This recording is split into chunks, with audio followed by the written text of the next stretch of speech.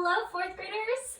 Today we are going to be working on comparing and ordering fractions and sharing some of the strategies that we've used so far to help us with those. Today I'm trying something new and making an anchor chart with you guys, just like we were in the classroom.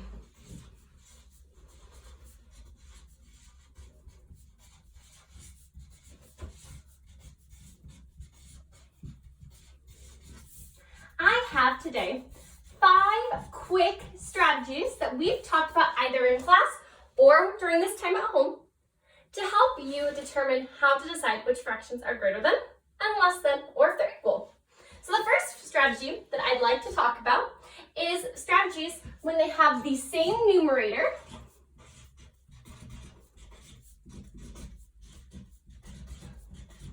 but a different denominator.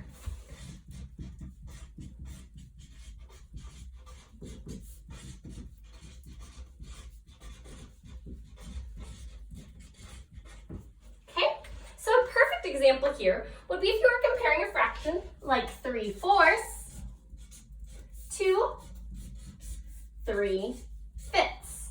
Now we know in fractions, the smaller the denominator, the larger the pieces, because just like we've talked about, the cake split into bigger pieces. I'd rather share a cake with 4 people than with 5 people. So in this situation, 3/4, these 3 pieces would be greater than in these 3 pieces of 5th. So if the numerator is the same, the fraction with the smaller denominator is actually larger. Okay? So from there, we can look at fractions that this time have different numerators.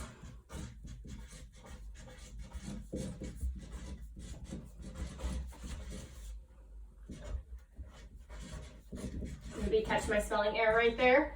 I need you guys in class. That's what you always are good at. But they have the same, well, you guys are good at a lot of things,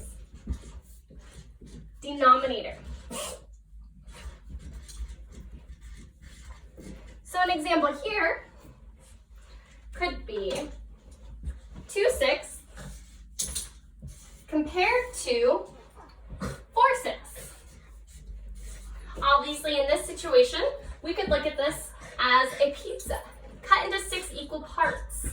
Okay, I would rather have 4 equal parts of that pizza than 2 parts. So in this situation, we could mark this by saying 4/6 is greater than 2/6. Okay. The next strategy that we talked about in our last lesson was using benchmarks.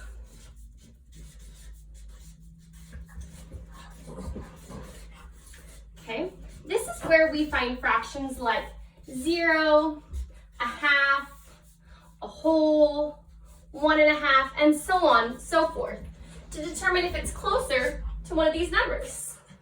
So in this example, we might look at a fraction like 1 3/8 compared to 1 5/6. Now I know that 3/8 is very close to 4/8, which is equal to 1/2. So this 1 3/8 is close to 1/2. 1 5/6 is close to 6/6. It's only 1/6 away from 6/6, which would bring us up to a whole, or 2 wholes in this situation, which 2 wholes would be greater than 1.5, which is close to 1 3/8. So using those benchmarks is a really easy way to compare, as long as you can justify it. Okay. The idea that we talked about a few days ago was using a number line to help us compare.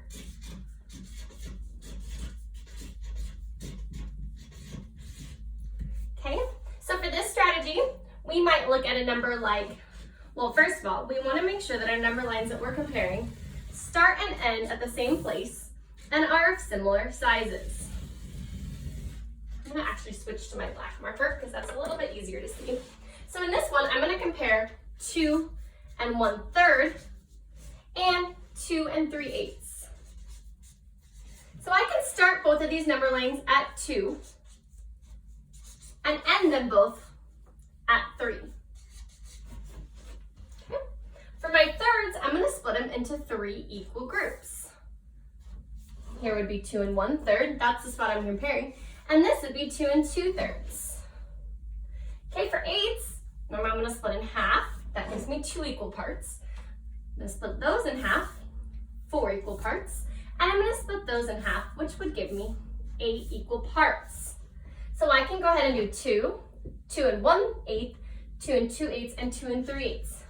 And using this number line, I can very easily see that 2 and 3/8 is greater than 2 and 1/3. Or as I would read the statement, 2 and 1/3 is less than 2 and 3/8. Okay. The final strategy is kind of the one we started the year off with, and that was to draw a model.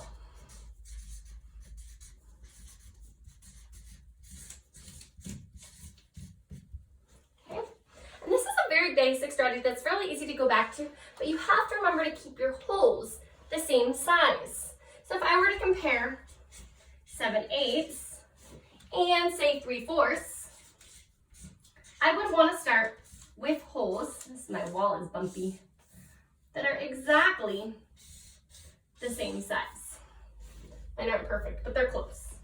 Okay, so I could split this into 8s. Again, I'm going to do halves, fourths, which can go to 8s, halves, and fourths. Here I've got 1/8, 2/8, 3/8, 4/8, 5/8, 6/8, 7/8. Here I've got 1/4, 2/4, 3/4, and we can actually see on here that these fourths would have actually been equal to 6/8 because 3/4 is equivalent to 6/8. So I can see that 7/8 is greater than 3/4. I could also do, I'm going to get down a bar model.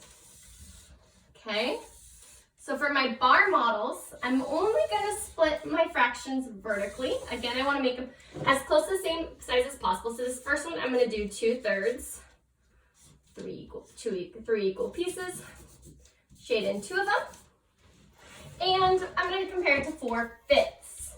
So here, I'm going to want 5 equal parts.